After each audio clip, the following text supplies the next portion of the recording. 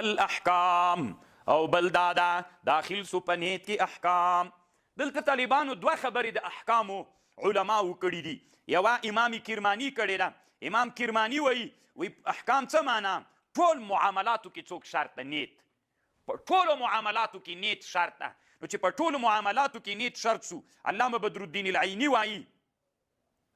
اوس علامه بدرالدین العیني په کرماني رد کوي. دلته خو ټکه امام بخاري احکام ذکر کړ. نو چې احکام یې ذکر کوي امام بخاري په کرماني رد کوي. احکام څه معنا چې ته وایي احکامو کې نیت شرط ده؟ کرماني وایي ټول احکام که معاملات وي، که مناکحات وي، که زخمونه وي، په ټولو کې څوک قصد شرط ده نیت. عیني وایي طلاق، ظهار او عتق. اوس یو چا خپلې ښځې ته داسې ویلې ته دې په ما طلاق یې نیت هم د طلاق نه و. طلاق واقع کېږي که نه واقع کېږي طالبانو؟ واقع کېږي که نه؟ هزله هزل وجده جد. که چې طلاق واقع سو، چا خپل غلام ته ویلې ته د ازاد نیت د ازادۍ نه و، په خولې ورته ویلې ازاد ده که نه؟ چا ښځې ته ویلې لله انت علی کظهر امي، انت علی کظهر امي، ته په ما داسې حرامه یې لکه د مور شا غوندې. څوک سوله؟ ظهار سو که نه؟ بیخي نیت نه و، د الفاظ یې ویلې چې نیت یې نه و، الفاظ یې ویلې. طلاق واقع کېږي که نه؟ ظهار سو که نه؟ طلاق سو که نه؟ او عتق سو که نه؟ سره له دې څوک نسته، نیت نشته پکې. نو ته څنګه وایې امام کرماني چې په ټولو احکامو کې څوک شرط؟ احکام څه معنا؟ ټول معاملات، مناکحات، جراحات، دا ټول پکې راغلل. نو علامه عیني په چا باندې هم رد وکړ؟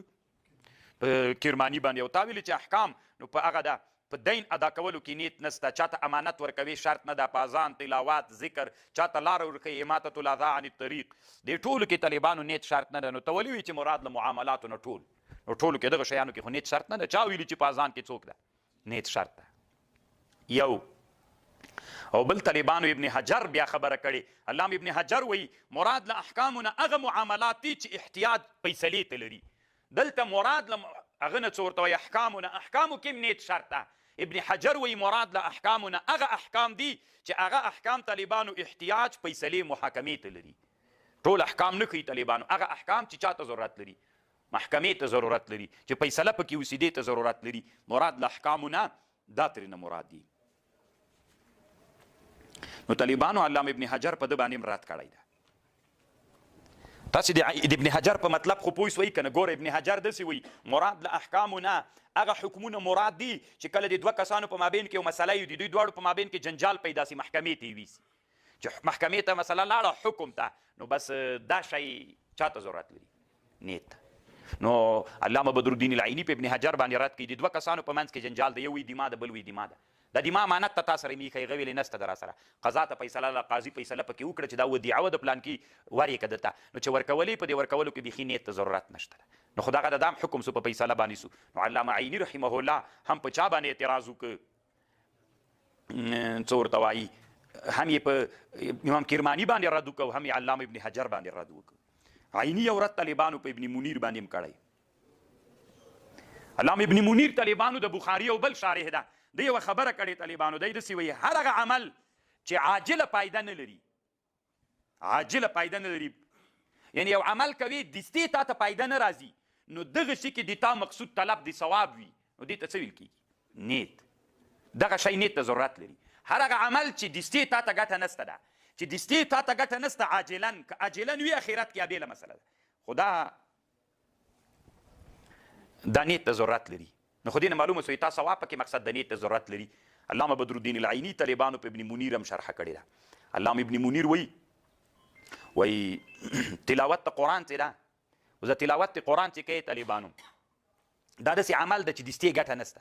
زه اوس چې د قرآن تلاوت کوم طالبانو، دې ګټه ماته عاجله ده که عاجله ده؟ عاجله ده، دستي خو نسته ګټه یې راته. نو چې دستي ګټه نسته ده راته، نو خو دما خو مقصد پکې ثواب سو، سره له دې نیت. طالبانو دا یاد ساتئ، هېڅکله دې ته مه خوابدي کېږي. هر وخت په ټولنه کې لږ خلک کار کوي، ټول علما نه وي، لږ علما وي چې فکر پسې واخلي، ټیله کوي او هدف ته ورسېږي. طالبانو دومره خوند یې راکړی که نه دې باب، د دې باب مقصد شی ده الدین النصیحة لله ولرسوله ولکتابه لرسوله ولأئمة المسلمین وعامتهم. ته اوس ورته ګوره، یو عالم نے نقل کړی، علامه زکریا سے محمد یونس شیخ الحدیث فی جامع مظاهر العلوم دیوبند کې طالبان. پرون هم طالبانو یو ملګري 23 طالبان سکه په جامع دارالعلوم دیوبند کې افغانان 23 نفر دي. پرون هم یو طالب راته ویلې وی د ترمذي و نوې شرح دلته په دیوبند کې نوې چاپیدونکې د 10 جلدونو کې ده ان شاء الله وی درلېږم ساعت تریم را لېږلي یا کابل ته رسېدلي ځکه هند کې ډېر ښه عود دي او دا شرحه وی چاپ نه ده پی ډي اف کې بیا راولېږله طالبانو د کتاب النکاح یو جلد او طالبانو د دیوبند یا د هند د فکر علماو ډېر خدمت وکړ نن طالب جانه چې ته لویې دورې ته ناست دا د هند علماو برکت کني پوښتنه وکړه طالبانو موږ خپله مدرسه و امام صاحب نه ورسې پوښتنه وکړو ورته د نن نه چې انقلاب نه و راغلی د داود خان او د ظاهر شاه په وخت کې د حدیثو زده کړه څومره مهمه وه او حدیثو ته په څومره اهمیت کتل کېدل ټول عمر طالب په فلسفه کې تېرو طالبانو علم داو طالبانو چې طالب فلسفه زده کړي بس حدیث طالبانو چا نه زده کول که زده کوئ مشکات کې یو څو محدود ځایونه ویلي بخاري کې به یې وس پاره ویلي بس د سربندي به یې ورو کړه طالب به په شا به یې رسې پوټه په وي زه درځنه طالب به چې لاړو طالبانو د دین به یې چیم نه زده او فلسفه کې به طالبانو فیلسوف دغه نن چې الحمدلله طالبانو هدایي دومره په شوق ویل کېږي نن مشکات ویل کېږي او نن بخاري او ټول صحاسته ویل کېږي دا د هند فکر ده چې دلته راغی الحمدلله اوس طالبانو دغه عالم نه نقل کړی دی وی چې دغه باب مقصد شی ده چې الدین النصیحه وی د دې باب مقصد دا دی امام بخاري ځکه د کتاب الایمان په اخر کې دا باب راول کنه ستې کتاب العلم شروع کیږي وی دا ځکه دلته راول د امام بخاري مقصد دا ده چې ما په کتاب الایمان کې چې کمی مسلې ذکر کړلې او په دې ټولو مسألو کې مې چې په چا باندې ردونه کول قسم په الله په دې کې مې نصیحت دی الله دپاره مقصد حسد مې مقصد نه و د زړه یخول مې مقصد نه و صرف مې دا مقصد الدین النصیحة لله ولرسوله ولأئمة المسلمین څومره لوی ښه مقصد یې د طالبانو والله ما قال ابن حجر ولا العیني ولا القسطلاني ولا الکرماني ولا ابن بطال ولا ابن ابي جمره دا طالبانو رښتیا وایي طالبانو خوند دې وکړه که نه د دې باب مقصد څه شی ده امام بخاري وایي په ټول کتاب الایمان کې چې ما ردونه کول هر باب طالبانو یو چا باندې رد وکنه فرق باطله باندې یا هغه چا باندې چې دو سره اختلاف درلود نو امام بخاري رحمه الله وی په دې ټولو بابونو کې یا په دغه بابونو کې چې ما رد وکړي چې ایمان مرکب ده زیادت و نقصان قبلي احناف ویلي بسيط ده زیادت و نقصان نه قبلي په دې ټولو باندې مې چې رد کړی د ما بل هیڅ مقصد نو نصیحت مې مقصد ده الدین والنصیحة لله ولرسوله ولأئمة المسلمین اصل کې د امام بخاري رحمه الله مقصد لدی باب نه دغه مقصد ده